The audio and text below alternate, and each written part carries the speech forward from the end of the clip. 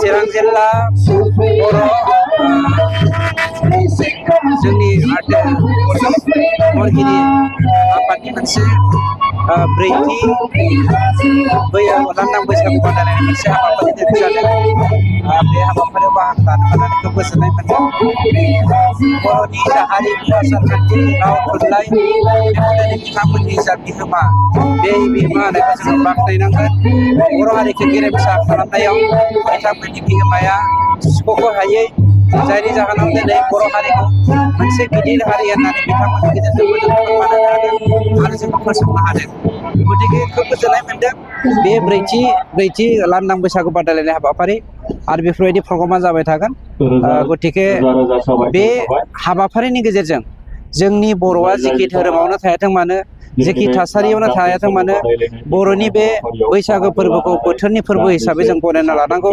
बेयो धोरोमनि फोरबो नङा। बेनि थाखाय बे मेसेजखौ नोंथांमोननि मिडियानि गेजेरजों मोनगोन होननानै आसा खालामबाय।